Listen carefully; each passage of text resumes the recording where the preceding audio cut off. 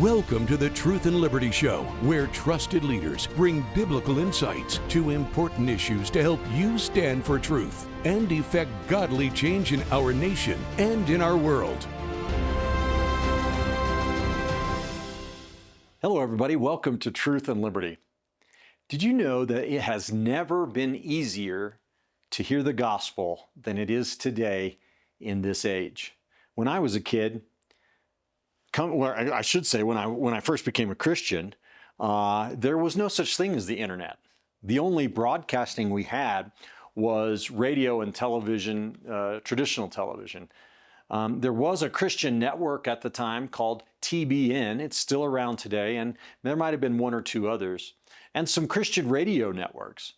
But there seemed to be a clear line between Christian TV and non-religious programming. I go to a variety of events and conferences around the country, but one of the most enjoyable that I go to is the National Religious Broadcasters Conference. NRB is what we call it. I'll always remember the first time I walked into the NRB exhibit hall. I saw row after row of ministries and organizations of all sizes and all kinds, with radio, television, digital, other internet-based broadcasters, and the myriad of businesses and ministries that support them and use them. I was so impressed, but also so encouraged. What I saw was a mighty arsenal of powerful weapons in the hand of God, proclaiming the gospel, speaking the truth to our nation and to the world. The National Religious Broadcasters was formed as an association in the 1940s when preaching of the gospel started to happen on radio around the country. And it was formed to fight for the freedom of Christians to proclaim the good news over the airwaves. NRB has since then grown tremendously, and it's united Christian broadcasters for decades and helped preserve that freedom. But folks, let's not think for a minute that the threat of losing our first freedom, religious liberty, is permanently resolved. It's not like we can sit back in our easy chair and say, well, I'm glad we got that one taken care of. Our spiritual enemy fights and strives every single day to silence the gospel. And his followers, as the Bible refers to them as the children of disobedience, the followers of the devil. Can we just talk like that? Can we please start, speaking Bible speak now? We could call them leftists, we could call them this, we could call them Democrats, but really it's everyone who doesn't have a saving knowledge of Jesus Christ, who isn't in Christ. Satan works through them, and he works through them to support policies like infringing freedom of speech, infringing freedom of religion, trans, LGBT, Marxism, and on and on and on. Well, the followers of the devil, they don't know they're following the devil, but they want nothing more than to silence the church, right? The Gospel of John, it says that when Jesus came, his own received him not, right? It says he bore witness to the truth, but they didn't want to hear the truth because their deeds were evil. Isn't that how it is? When you're asleep in a dark room, you don't like it when someone turns the light on. But when we see this fight happening over freedom and religious freedom in America, this struggle plays out in the headlines every single day. Political correctness, hate speech, the laws, outlawing so-called hate speech, compelled speech. Oh, you have to tell people about their abortion rights. Name calling, hate, and now violence trying to suppress us. A few weeks ago, Charlie Kirk was murdered. In the eyes, visible for the whole world to see. His death, his murder is all the proof we need that our freedom to proclaim Jesus is under constant threat. And these things shouldn't surprise us, though, should they? Right? We can't let them shake us. We can't let them discourage us. Jesus told us and warned us in John 15, verse 18 through 20, if the world hate you, you know that it hated me before it hated you. If you were of the world would love its own. But because you are not of this world, but I have chosen you out of the world, therefore the world hateth you. Remember the word that I said unto you, the servant is not greater than his Lord. If they have persecuted me, they will also persecute you. If they have kept my saying, they will keep yours also. You know, the fact that we suffer persecution and opposition and censorship doesn't mean, though, that we should passively allow it, right? Just because the Lord predicted it doesn't mean we should sit back and say, oh, well, these things are going to happen, so it's okay. No, we have to resist these things. We must speak out.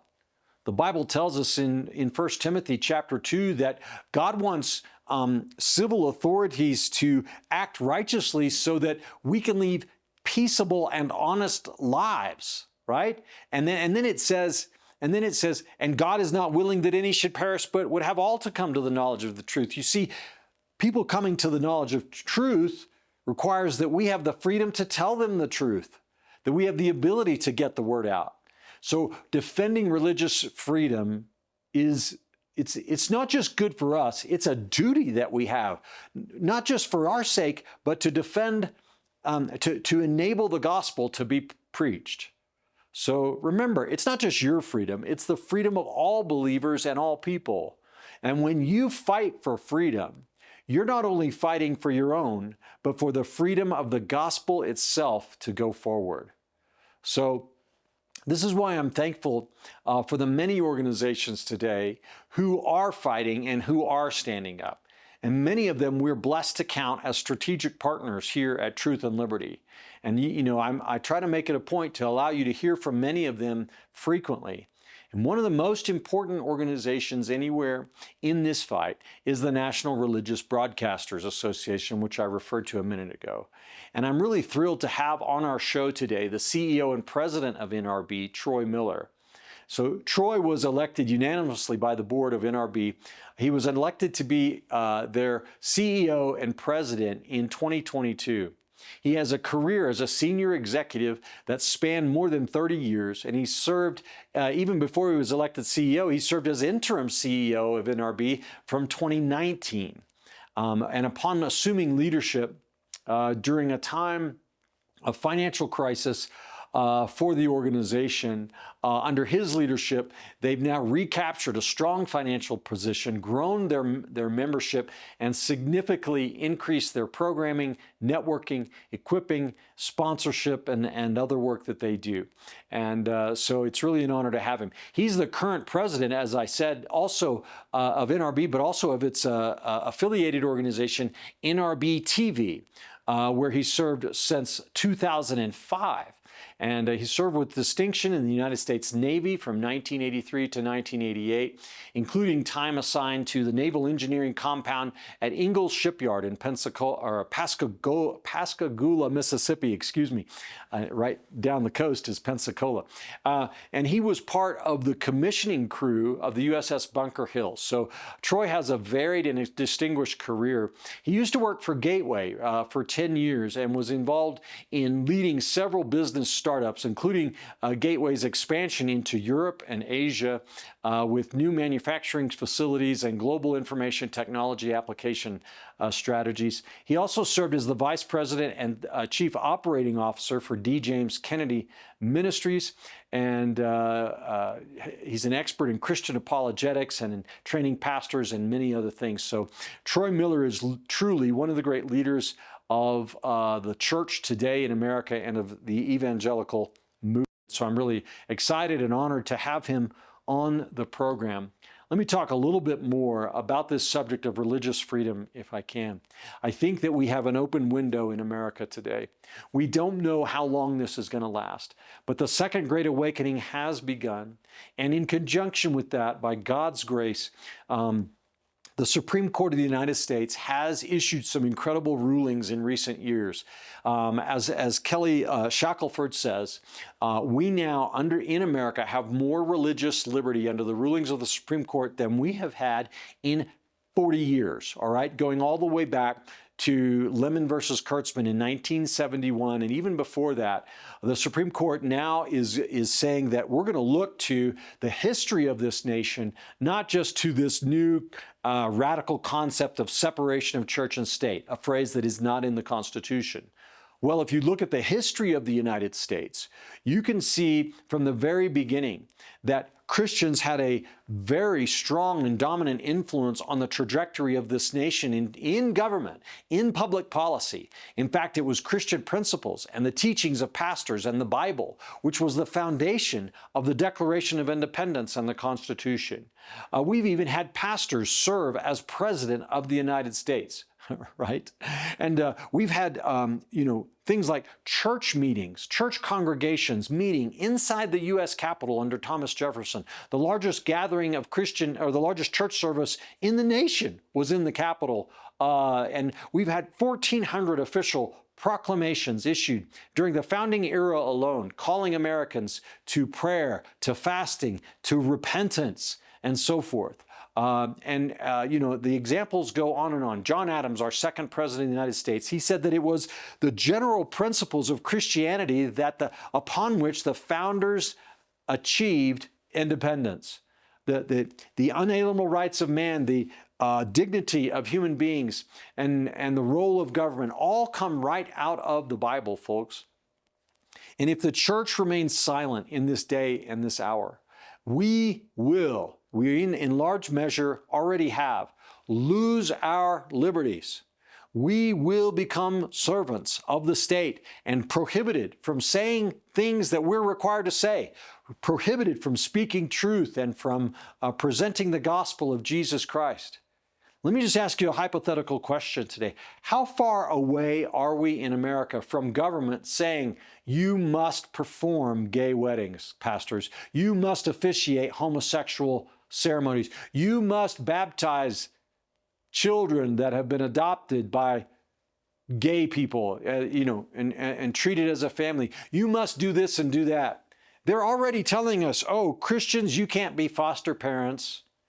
Christian, you can't adopt because, you're not willing to abide by our radical ideology. They're already saying, oh, you bake wedding cakes for a living? Well, you can't do that anymore unless you bake them for gays too, unless you participate in homosexual weddings. And on we go. We've got lots and lots of examples. Pastors are being told, oh, you can't, open your doors and serve the poor in this area, pastor. Oh, you can't participate in this government program. Oh, you have to tear down this sign. Oh, you're using offensive speech. Did you know in the United Kingdom today, there are thousands of people in jail because of so-called hate speech on social media? How far are we in America from that? I would submit to you, not very far. We need to stand up. We need to be able to articulate the defense of our liberties. We need to not be quiet anymore. And that's why one of the reasons I'm so thankful for NRB and organizations like it. One of the things I'm going to ask Troy about in this interview coming up is a case that NRB is leading the way on. And they have filed a lawsuit challenging the Johnson Amendment. That's that thing in the tax code that says that, oh, you're a 501c3, well, you can't endorse or oppose candidates for public office. Well, the National Religious Broadcasters Association is saying, wait a second, pastors have a constitutional right to speak the truth, how the Bible applies to everything, including elections. So they ought to be able to talk to their congregation about which candidate is more aligned with biblical values. And they're suing over it, and they've managed to reach a settlement agreement on it that I think you're going to want to hear about. So don't go away. We're going to be right back in just a little bit with this interview of this great Christian leader, Troy Miller, who's the CEO of the National Religious Broadcasters. Before we go to the break, though, I wanted to mention to you once again our free product. It's called Who Made You God? It's this great little booklet. You could read it probably in under an hour by Andrew Wommack. And in it, it says, you'll learn in this book how to make Jesus Lord and not just Savior, how to recognize pride and humble yourself, how to stop dealing with your old sin nature, how to capture and cast down ungodly thoughts. All of that flows from making Jesus Lord of your life. But if He's really Lord of your life, you know what else is going to be true? His Word is going to be honored and revered in your heart. And you're going to treat His Word as the truth. And you're going to submit to that truth. When you really do those things, many, many blessings are going to flow your way. So go to truthandlibertygtn.com today, pick up this free gift, and we'll get it right to you. All right. So thank you so much. Sit back and we're going to take a little break, and we'll be right back with Troy Miller, the CEO and president of National Religious Broadcasters Association. Are you passionate about standing for truth in the culture, but don't know how to get started? Well, Truth and Liberty, our mission is to educate, unify, and mobilize the body of Christ to stand for truth in the public square. And as part of our mission, we provide you with an amazing array of resources on our website. And our website has just been revamped, remodeled, and retooled to be user-friendly. And I'm so excited about it because I believe that there's nothing like it out there anywhere. I want to encourage you today to go to truthandliberty.net and check out the Resources Center and the Get Equipped Center. On our Resources Center, you will find hundreds of links, hundreds of videos, articles, blogs, even America's original founding documents can be found on Truth and Liberty's Resources Center. It's searchable by topic, preset topic, or you can put in a custom search to find exactly what you need and what you're interested in. In the Get Equipped section, we link you to tools created by our strategic partners, including Pray, Vote, and Engage tools. We culture impact teams, civic action teams, biblical citizenship in modern America, biblical worldview training, and more. So go today to truthandliberty.net and find what you need to get equipped to stand for truth in the public square. Hello, everybody, and welcome back to Truth and Liberty. As I promised, our special guest today is Troy Miller, the CEO of National Religious Broadcasters Association. Troy, thank you so much for joining us here on Truth and Liberty. Thanks for having me today. Yeah, it's great to have you, brother, and been looking forward to this. Troy, you've got a fascinating kind of career path. I think you started in the sort of the corporate world. We're working for Gateway Computers back in the day, helping them launch, internationally in Asia and all that sort of thing. And somehow you made a jump from there over into religious world, if you will. I think D. James Kennedy. How did you make that transition? What happened in your life to bring that to pass? Yeah, it's interesting because it actually goes all the way back to my Navy days.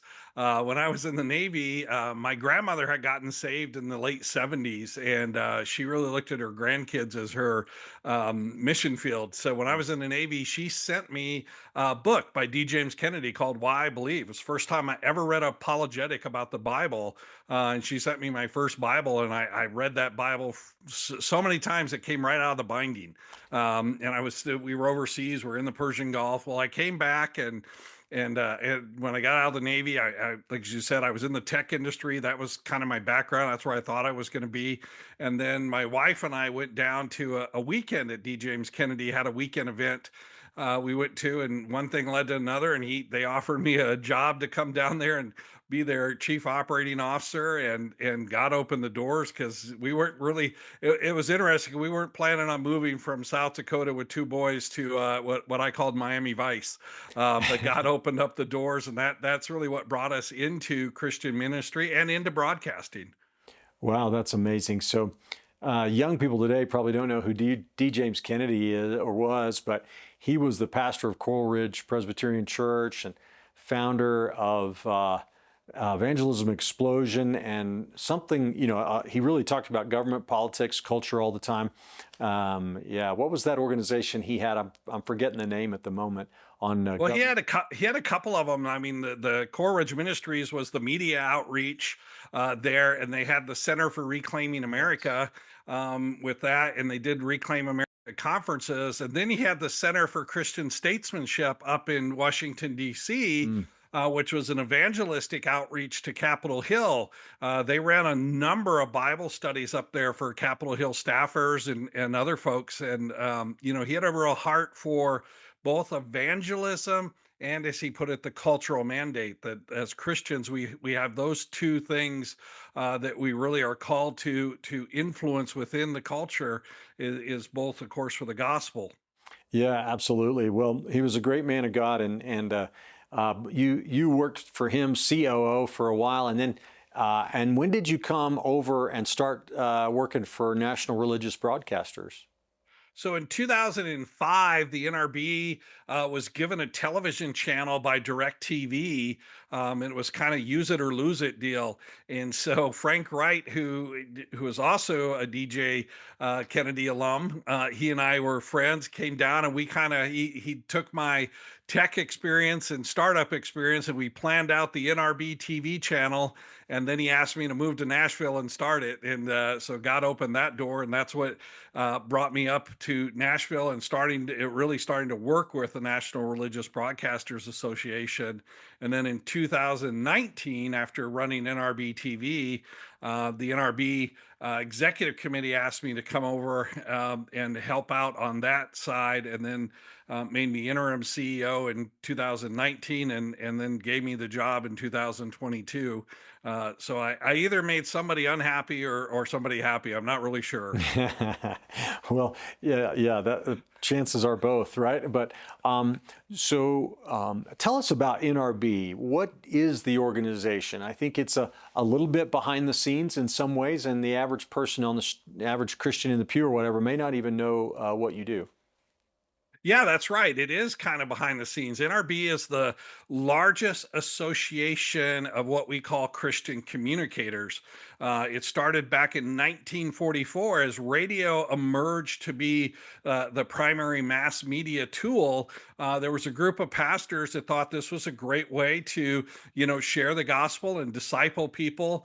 But even back then in 1944, the radio companies wanted to be the gatekeepers. There were some other groups that wanted to be gatekeepers. So these pastors got together at Moody Church and formed the National Religious Broadcasters Association. And the real purpose of NRB is to fight on behalf of Christian communicators to stay in the public space. So we work on legislation and laws that are going through Capitol Hill. We work with various regulatory environments that oversee ministries and broadcast and communications businesses. Today, we also do a lot of work in corporate America, because a lot of the hostility has come from corporate America and mainstream media as well. So, one of the things in America, we have so many, you might say, religious communicators. I like that, broadcasters. It's more than probably anywhere else in the world. Like even if you go to Europe, even, to find an actual Christian TV channel is a little bit difficult at times. So we really have a treasure here in this country. What does NRB do to help those broadcasters, and what kind of services do you provide? Yeah, of course. First of all, like I said, a number of things. We kind of what we call three pillars. We have our advocacy pillar, looks at all the legislation that comes through to make sure there's nothing that's going to restrict our free speech rights and freedom of religion rights and free exercise thereof. So we make sure that all the legislation that's coming through, if any of those components are in it, we're immediately up on the Hill talking to people about it. But the big one too is the regulatory. The Federal Communications Commission oversees most broadcasters. We have a great FCC right now. They've done an outstanding job of deregulating, making a better business environment for television broadcasters, radio broadcasters, television, radio content producers, all the above, and even church media. People don't realize that church media is affected by the laws and rules and regulations that come out of the FCC. So those are ones we work on. We help equip and encourage broadcasters, communicators.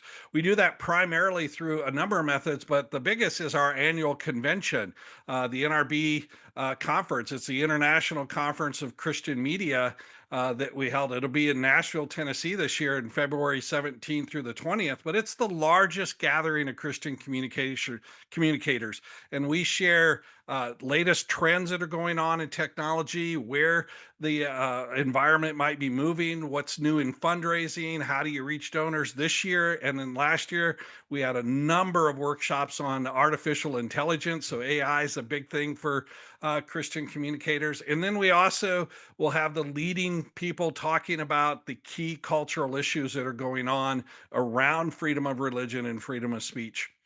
Well, I was saying in my monologue, you didn't get to hear it, Troy, but that I remember the first time I walked into the exhibit hall at the NRB convention, and I was just blown away by the magnitude of it and by the number of Christian media sources out there and all the myriad of related ministries that either supported, assisted, or have some connection to Christian broadcasting. It really is incredible.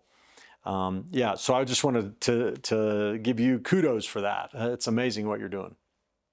Well, thank you. Yeah, there's a lot of entities out there that are on the support side of Christian broadcasting, and like I said today, we started off as a radio, organization, and moved into television, and now Christian film, Christian publishers, authors, podcasters, YouTube channels, bloggers, TikTokers. All of those are kind of fall under our roof along with churches that are doing any kind of communication. So we're out there to keep them moving forward. Whatever ministry God's called them into, our job is to make sure they can do it freely in the public.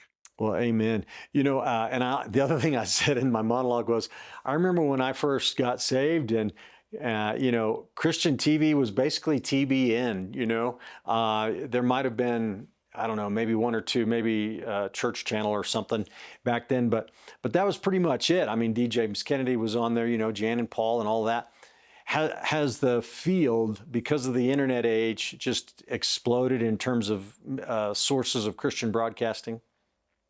Yeah, it really has. I mean, as you said, I mean, cable, networks and television was out there. There's probably about a half a dozen major Christian TV networks now that have more than one station across the country there. But there's also been a big rise in cable networks, Christian cable networks. And then, of course, today we're seeing all of the rise in, individual digital channels that are out there, whether it's on YouTube or X or other social media platforms.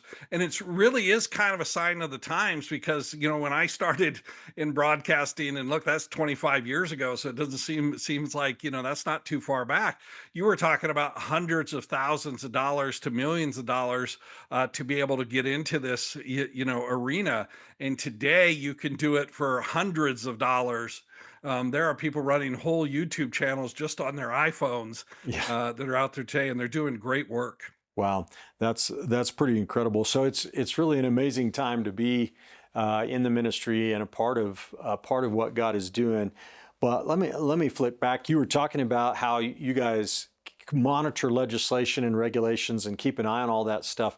What are the big threats to religious freedom today, especially from the broadcasting side of things? Yeah, I think some of the biggest threats today, are people just not understanding, how vast our coverage is and how big our audience is. We did a survey back in January with the Barna Group, and we were trying to basically I wanted to set a benchmark of Christian broadcasting. And we found out that 60% of the general public tunes into Christian broadcasting at some regular time. And that was huge. And so we've been telling Congress about that because with all the changes in distribution, I thought if you've heard the term cord cutting, if people have heard that term, people that are, getting rid of their subscription service video and just going to some digital service, there's a big challenge for Christians of how to work in that space because we had a lot of protections in the broadcast world. So that's one we're working on that's very critical. And right along with that is just even on the radio side, with technology change, some people looked at AM radio as antiquated and said nobody listens to it. Well, 80 million people still listen to it, and the top genre on it is Christian talk and teach that's out there in conservative talk. And so we've been fighting with a bill going through Congress called the AM in Every Dash bill to keep AM radio in the cars, at least for a long enough time to work a proper transition rather than just have it drop out. So those are some of the things that we really have to watch on Capitol Hill today is how Congress looks at the changing landscape of communications. Tesla just announced a few weeks ago that they would not be including FM radio in their newer models as well. Their new entry models won't have it. And then GM, General Motors, announced that they will no longer allow CarPlay, Apple CarPlay, or Android Auto to run in there. So there's a real fight. This is how it gets really complicated. There's a fight for what's called the connected dash. And so that's your dashboard in your car. Every car now has its own cellular radio equipment in it so that that car can hook up to a cellular service and get data and information. And the car companies want to be the new gatekeepers of that information. They want to sell you the subscription. And then, of course, along with that, they want to track all of your data and all of your habits, your driving habits, where you go, what businesses you pass by, because that information is worth billions of dollars today on the ad sell market to get out there. So we have two big issues going on with AM radio. One is just a religious freedom issue and the right to have free over-the-air broadcasting for the consumer. And then the other one that we're fighting is a real privacy issue. And this is not only in the car companies, but as you know, we talked at the earlier, all you have to do is talk today about something. Oh, I'd like to have new drapes. And next thing you know, you got 100 ads for new drapes or blinds or whatever it is you're looking for. And so we have a real privacy issue today. We know that was weaponized in the last administration. So that's an issue we're really keeping our thumb on. Yeah, for sure. These things don't seem like a big deal when the government's friendly to you, but as soon as it becomes unfriendly, boy, then you've got a very serious problem. Why do we need to be concerned about losing AM and FM radio? Well, look, again, it's free access. It's consumer choice. Look at the problems we've had with the big social media companies, with Meta and Google and their platforms, and Facebook out there. We've had all kinds of censorship and cancellation going on there. Where now, if we don't have access to free over-the-air radio for the consumers, then they're going to be at the mercy of who the car companies want to allow in for apps. So let's say that you have an app that gets this program. Maybe they don't like something you talk about on this program. They can just take that app out of their app store and no longer have access to it. So that's the issue that we're fighting with on why it's important to keep AM and FM radio in the car and give consumers the choice. Don't set up any more gatekeepers out there. The auto companies don't need to be the new gatekeepers of information, since we spend a lot of time driving. Yeah, let's not do that, please. Troy, what about this? I mean, AM radio, FM radio, television, airwaves, traditional, real, broadcasting over the airwaves, not the internet. It's regulated, right? We have the FCC, Federal Communications Commission, because we realize this is a public space and it needs to stay open, and we need to have some standards here of decency and other things like that, but also, free access, like you were talking about. What about doing that to social media or to the internet? Is NRB in favor of that? I know people love sort of the jungle atmosphere out there where Facebook can censor you and YouTube. Well, they hate that part, but they love we can have whatever content we want and no one can stop us. What are your thoughts? Yeah, it's an interesting question and thought, because as you said, I mean, for the most part, we're all for a limited government, but we're not for no government. Government has a role to play, and it has a regulatory role to play as well. And a lot of that regulatory role is about keeping the playing field fair for everybody. We already know we have too many large conglomerates on the communication side, which really control the access to everything and trying to push everybody out of the market. So we're actually all for the government stepping in with some regulations on the new digital platforms. The Congress, when the first radio act put together, and then again in the Television Act and the Cable Act and the Satellite Act, there was always what was called a public interest section in there. In other words, there was a need for the public interest, okay, to get some protections by the federal government, so they weren't just squeezed out totally by the commercial enterprises. We think that kind of legislation needs to go into the digital platforms as well, so that these large digital, commercial platforms that are all about revenue and making money don't squeeze out the public interest programming, and religious programming is one of the areas that falls underneath that, along with other educational kinds of programs. Yeah. But what would that look like in the internet space? Is there a danger that, just kind of like what we were talking about? Yeah, but when the next administration comes in, or whatever, and anti-Christian sentiment grows, that they're going to censor us, that they're going to say you can't say these things, that's hate speech, and so forth. So we think that the legislation ought to mirror the same legislation that's currently active in the broadcasting world. And in the broadcasting world, this is what made it much of a problem of the weaponization in the last administration, because the law actually says that the Federal Communications Commission cannot be involved on the content side. They can be involved on the technology, they can be involved in the distribution paths, they can be involved in things like pricing, but they can't get involved in content. In other words, they can't decide whose content is good and whose isn't. They have a Decency Act in there that hasn't been enforced for at least a couple of decades, but decency was the only thing that the Federal Communications Commission get involved in. We think that same kind of legislation that has worked for 40 years plus on the television side and the radio, satellite, and cable, we think that same legislation should work just fine in the digital world as well. Well, that's really interesting. Is there any support for that in Congress that you know of? There's growing support in Congress. We've been starting to talk about this because I think Congress is starting to see, as the digital areas move forward, I think they're starting to see that there really are winners and then losers.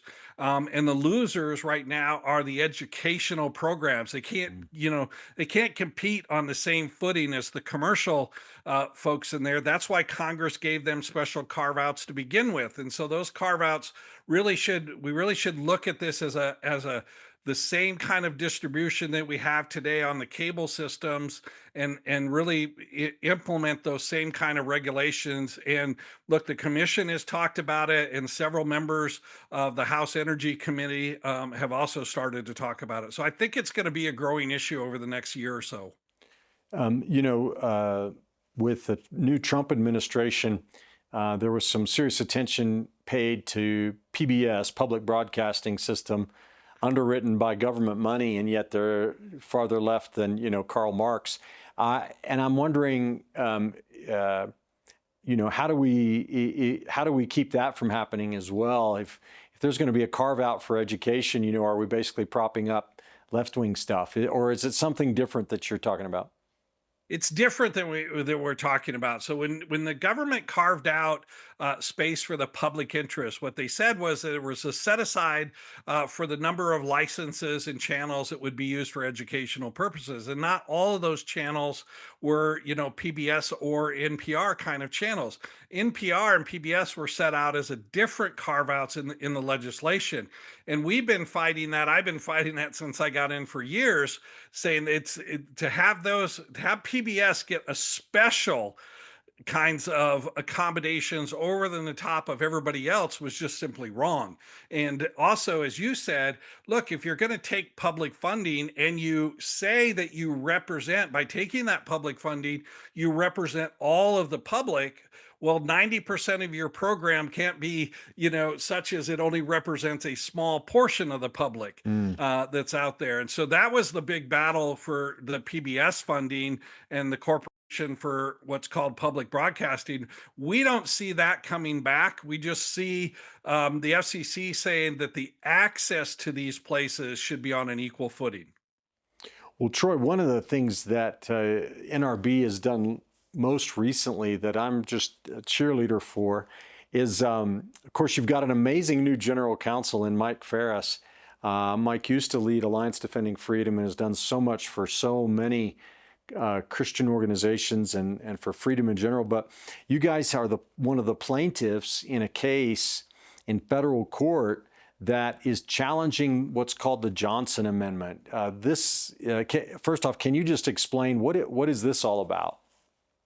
Yeah, so Lyndon B. Johnson, back when he was running for Senate in Texas back in the 1950s, he was actually opposed by a number of organizations, including churches, didn't support his candidacy. So when he was elected, he ended up in charge of the majority in the Senate. He attached an amendment to one of the bills, the appropriations bills that was going through, that became known as the Johnson Amendment. This amendment did three major things. It said that nonprofit entities, that's 501c3 organizations as designated by the Internal Revenue Service, they can't give financially to campaigns.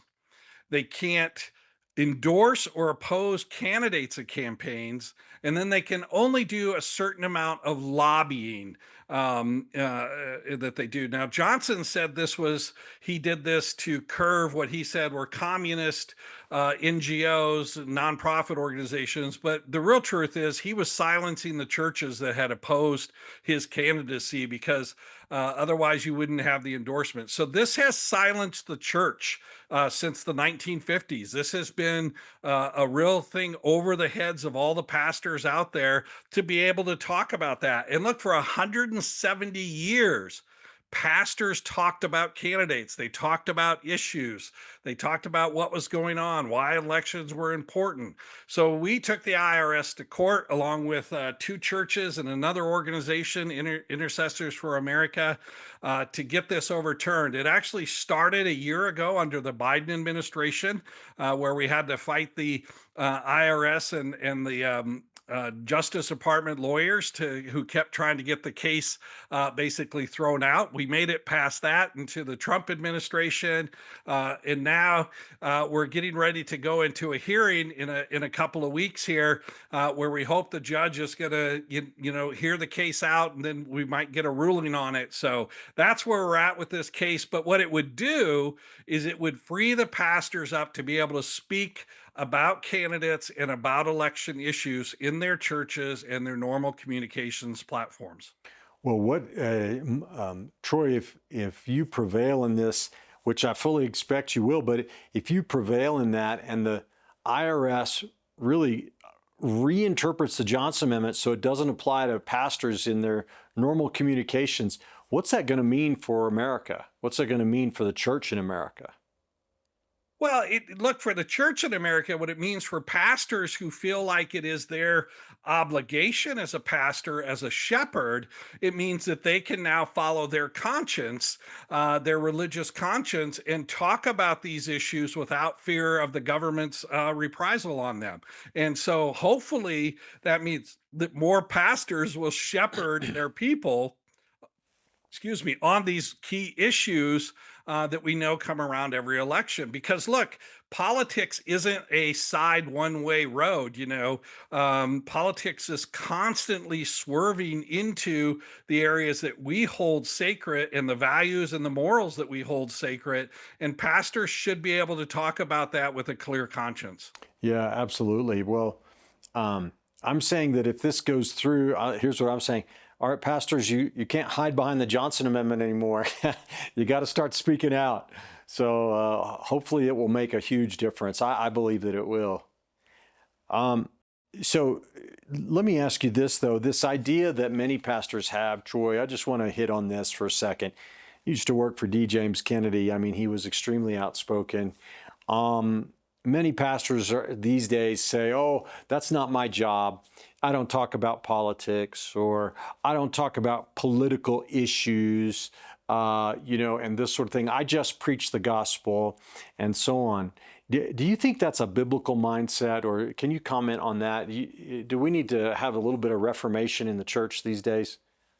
We need to have a lot of reformation in the church today on this. You know, again, I said for 170 years that was not in this country the thought across pulpits around the country. Pulpits often and pastors were some of the most fiery supporters and opposition for certain candidates that were out there, because pastors knew that their role was to shepherd, and not simply to shepherd within the four walls of their churches, but to shepherd in such a way as to guide the governance of this country. I mean, who, as a pastor, would think that you could just sort of step back and say, it's okay to let the pagans rule the country? That's okay. I'm just worried about the gospel. And especially today, because I think, look, for a long time, government really wasn't involved in as many social issues as they've been in recent times, really since the Great Depression and on. The government has gotten involved in a lot of areas that were traditionally the church's areas to get involved in: Mhm. charity, families, marriage, divorce. Sexuality, all of that was the churches and not the governments. Now the government's gotten involved in all of those things, and they're, in some sense, if you don't shepherd as a pastor, the government's going to shepherd in that pastor's That's right. position. And I don't think we're called as pastors to advocate to give up that kind of role to the government. Yeah. I think there's an old saying that says power abhors a vacuum. You know, somebody's going to do that. Something is going to step into that. And if we go silent, then, the voice of the enemy is going to be fill the gap. Yeah, and we've allowed, for whatever reason, this is never. You go back in church history. Church history has always pushed against the culture. Christianity has always changed every culture it's been inserted into. It has changed that culture for the good. Right. It has ended terrible pagan kinds of rituals and practices that went on in various places, and it's always been an influence, a positive influence of the culture. That's why we're called to be salt and light, right? Yep. Because we're going to be that influence. So I think we really need to, step back and look at how we think about that. We've let the left control the rhetoric, and somehow we think that because it's called politics, it's something that's outside of the church's privy.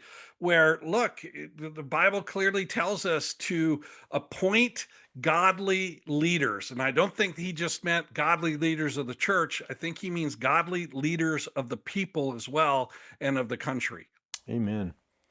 Well, we're living now, Troy, in the post Charlie Kirk age.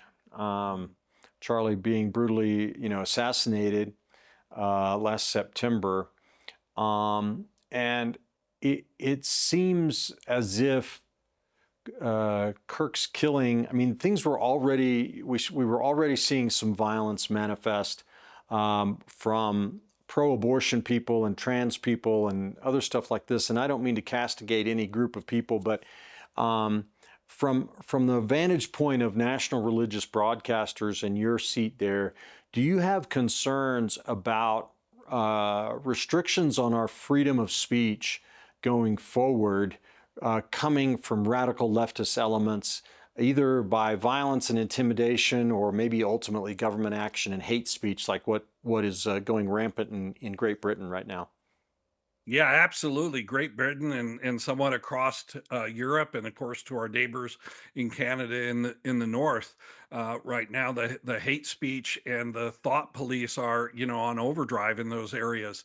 And yeah, I do have concern, and we have a lot of concern about that. And along with the radical, rise of Islam across the country as well, I think we have a lot of things that are against us. Look, the left, I think, understands one thing, and I think this is why they really actually hate this president and this administration so much, is that the real wall standing in their way, the real obstacle is the church. Hmm. And it is the faith that people have that there's a higher power than the government, and that people have a meaning and a purpose there. And look, that has stopped the progressive left over and over again. It certainly stopped them this time around. And so the hate for the church, the attack we've seen on Christian schools, Christian churches across this country, as you said, on pro-life people who are just praying or demonstrating out there for that cause. I think those are all on the rise across the country, and the rhetoric is not toned down at all. The rhetoric is become, if anything, it's become even more violent, calling for attacks and for violence. So this is a major concern that we're going to have to continue to deal with. Well, how do we deal with this? I know you see talking heads say, oh, tone down the rhetoric, tone down the rhetoric. And yet that's on one side of their mouth. On the other side, they're going to political rallies and things like that and saying what people want to hear. And we sort of have this echo chamber problem all throughout America today, where everybody's hearing what they want to hear, but we're not really talking to each other. Do you have any thoughts on that? How do we calm things down? Yeah, we do. We do have to figure out how to get dialogue going again. It seems like we become so polarized. But look, I think for us as Christians, the first thing we have to remember is that this is a spiritual warfare. Amen. This is a warfare that's going on, as we would say, behind the scenes in the unseen places against the principalities and the powers of this world. We know that the Satan and his forces are behind that. We as the church have to be two things. One, we have to be in prayer for all of this. We have to be praying for all the leaders, people that are on the front lines, people that are battling this on a daily basis. We need to be covering them in prayer. And two, we have to be working on unity. The Bible tells us that Satan comes to divide, right? To separate, to disunify things. We've let too many things in the church separate us. We've been working on this for the last several years at NRB to bring more peace and unity to the church. I think we've seen that at our conferences lately. We've just seen a lot of people. It's great to see people from multiple different denominational or theological backgrounds sitting at tables together, talking through these issues. And the best is if you come to an NRB, see a group of people in the hallways praying for one another. And so those are the two things I think we really have to be, us as church leaders and church to be at the first and foremost of our actions, is to be praying and to be working on unity. And then I think you would agree with me. We have to put that to action, as James would tell us. We have to put our faith to action. We can't set aside anymore. I don't think any of us ever. I didn't dream in my lifetime I would ever be fighting for kindergartners not to be over sexualized, for kindergartners to be taught about transgenderism and to be taught about the LGBTQ world. I never would have thought of that today, but we sat back and we really didn't think this would ever happen. Well, it's happening now, and we really have to step up and get into these battles to help people who are lost. Troy, let's talk about a couple other things before we get to the end here. One, just real quick, want to hit on the subject of AI, which you touched on, had some sessions at your last conference on, but AI just seems to be getting more and more popular and more powerful. What angles are you looking at it from the NRB perspective? I know we've got a big freedom issue. We've also got copyright. Do we have authenticity risks here when it comes to ministry using AI? I think we do. I think we have some real tough questions to ask. We're putting together some groups right now to talk about the ethical side of the use of AI in ministry. What does that do? I saw somebody recently, it was a COO who's hired the first CEO's hired the first AI COO. Are we going to hire, AI assistant pastors or counselors or all of those sort of things? And then we have all the problems with AI too. AI is on. Look, I came from the tech world. AI is only. I mean, it can do a lot of things fast in that, but it still has bias in it because it's Yeah. run by people in the background, by programmers and people put together. So there's the production side of AI that can help us a lot, but we have to think about the ministry side of AI and the ethics of doing AI ministry. Well, do you think that NRB might at some point be a part of creating some model guidelines or anything along those lines? Yeah, absolutely. One of the things we're working on now is a kind of code of ethics for AI. We're working with several Christian colleges and universities on this, as well as some AI companies to come up with this kind of code of conduct for AI and ministry. Do you think, have we missed an opportunity? Is the window closing? Or because it's becoming so big now, but can Congress and should Congress enact some regulation on AI? That's a good question of where Congress can do this. I think the problem is it's moving so fast. Hmm. It's the speed of AI right now that I think Congress is having a hard time with. Legislation doesn't happen overnight. By the time they put legislation together, they're doing it on obsolete technology. So they need to come up with some general guidelines. I know there are several senators working on this, but I'm afraid that Congress isn't going to be able to keep up with the fast moving technology.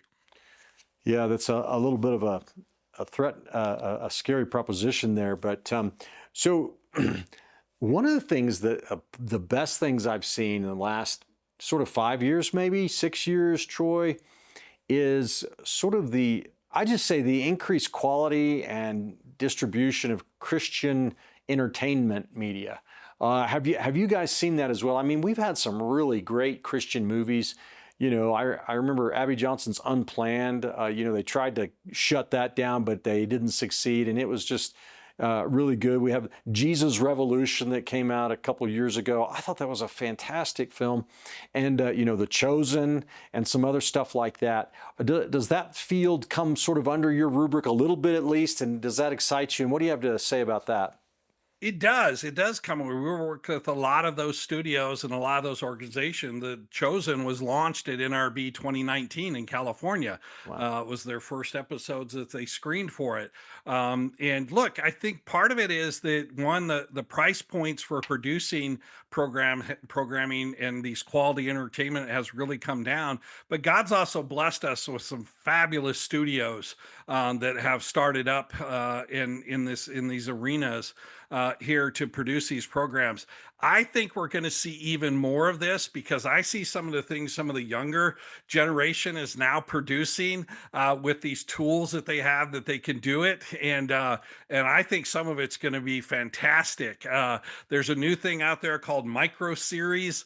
It's coming over from the east. It's these it's where they produce like a full program, but they release it in 90 seconds to 2 minute episodes.